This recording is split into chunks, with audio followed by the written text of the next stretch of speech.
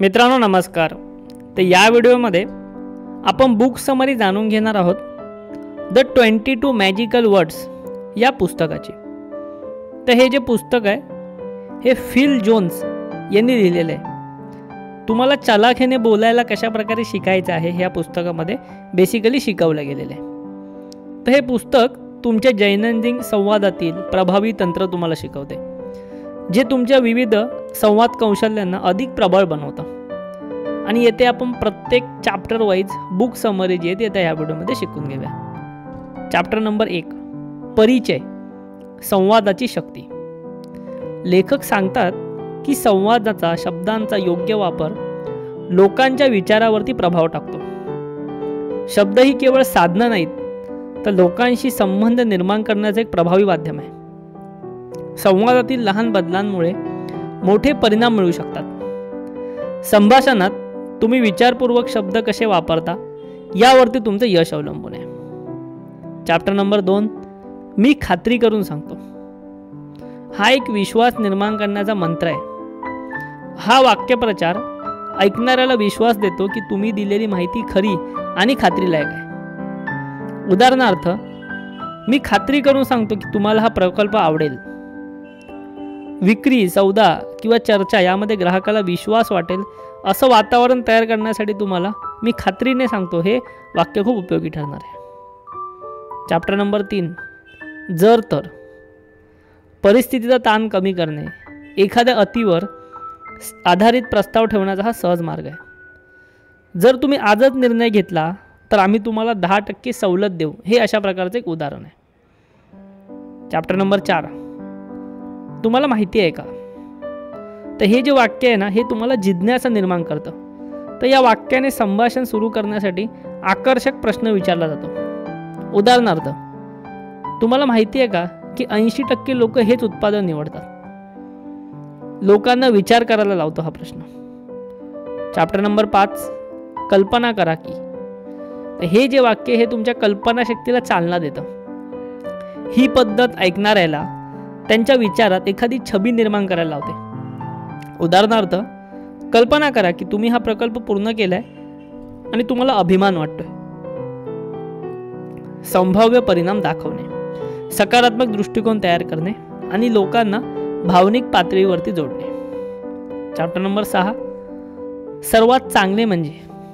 तर हे जे वाक्य आहे हे फायद्यांवरती भर देतं। ऐकणाऱ्याला त्यांच्या इच्छांशी संबंधित सर्वात महत्त्वाची बाजू दाखवण्याचा मार्ग आहे। सर्वात चांगले म्हणजे हे उत्पादन तुमच्या वेळेची बचत करेल, हे झालं उदाहरण। चॅप्टर नंबर 7, फक्त एवढे करा, म्हणजे सोप्या क्रिया सुचवणे। तर हे तंत्र वापरून ऐकणाऱ्याला सोपे पाऊल उचलायला प्रवृत्त करता येते। उदाहरणार्थ, फक्त तुम्हाला हा फॉर्म भरायचा आहे, बाकीचं सर्व काम आम्ही करू। चॅप्टर नंबर 8, आपण गृहीत धरतो। गृहीतकांचा वापर करून संभाषण पुढे नेण्यासाठी सकारात्मक पायाभूत विचार तयार करणे। उदाहरणार्थ, आपण गृहीत धरतो की तुम्हाला ही सेवा आवडेल। चॅप्टर नंबर 9, तुमच्यासारख्याच व्यक्तींनी। हे जे वाक्य आहे ना, हा एक सोशल प्रूफ आहे।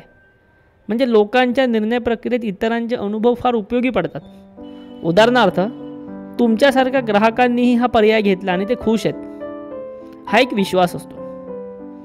चॅप्टर नंबर 10, ते चांगले आहे कारण।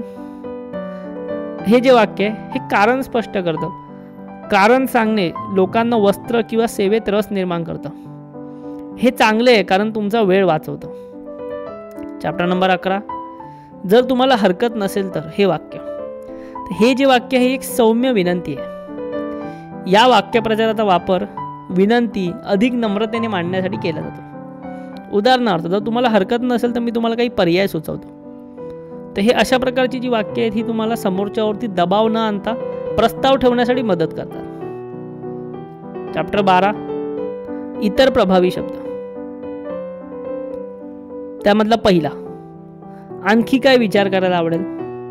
हा वाक्यप्रचार संभाषण सुरू ठेवण्यासाठी उत्तम आहे। तो ऐकणाऱ्याला अधिक बोलायला प्रवृत्त करतो।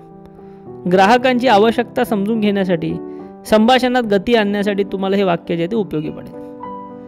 चॅप्टर नंबर 13, काही जण म्हणतात। हे वाक्य, तर हा वाक्यप्रचार संभाषणाला योग्य संदर्भ देतो आणि ऐकणाऱ्याला गोंधळात न टाकता इतर लोकांच्या अनुभवाचा दाखला देतो. Chapter number 14. मी तुला सांगू शकतो की हे जे वाक्य, हे वाक्य ऐकणाऱ्याला विश्वास देतं की तुम्ही त्यांच्यासाठी योग्य सल्ला देत आहात. उदाहरणार्थ, मी तुला सांगू शकतो की या सेवेमुळे तुझा 20% खर्च कमी होईल. Chapter number 14. आता मी तुला एक रहस्य सांगतो. ऐकणाऱ्याला अधिक लक्षपूर्वक ऐकायला लावतो आणि त्याच्या जिज्ञासेला चालना देतो. चॅप्टर 15.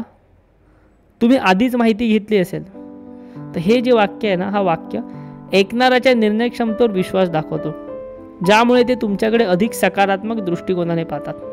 उदाहरणार्थ, तुम्ही आधीच माहिती घेतली असेल की हे बाजारातील सर्वोत्तम उत्पादन आहे. चॅप्टर 16. तुम्हाला काय वाटतं?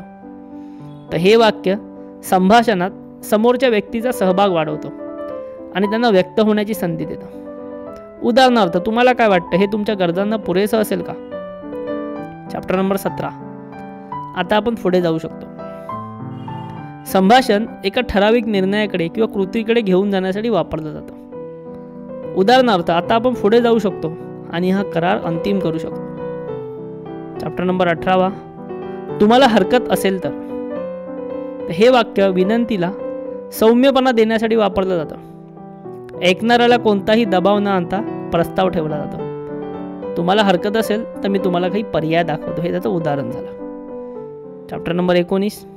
याला विचार करून बघा. निर्णय घेण्याआधी समोरच्या व्यक्तीला विचार करण्यास वेळ देणं हा एक मार्ग आहे. आणि चॅप्टर नंबर 20. आम्ही खात्री देतो की हे वाक्य ऐकणाऱ्याचा विश्वास मिळवण्यासाठी एक ठाम विधान देणं. आम्ही खात्री देतो की तुम्हाला हा निर्णय योग्य वाटेल. त्या पुस्तकाचा सारांश काय? लेखकाने हे शब्द किंवा वाक्यप्रचार निवडताना संवादातील सूक्ष्म पण प्रभावी बदल कसे यशस्वी ठरू शकतात हे सुचवले. या तंत्रांचा वापर व्यावसायिक, वैयक्तिक आणि सामाजिक संवादामध्ये केला जाऊ शकतो. योग्य शब्दप्रयोग वापरून तुम्ही तुमचं म्हणणं समोरच्याला पटवून देऊ शकता आणि यशस्वी संभाषण साध्य करू शकता. तुम्हाला जर हे पुस्तक मराठीमधनं वाचायचं असेल तर याची पुस्तक खरेदी करण्यासाठीची लिंक व्हिडिओच्या डिस्क्रिप्शनमध्ये आहे. तुम्ही तिकडून हे पुस्तक खरेदी करू शकता. धन्यवाद.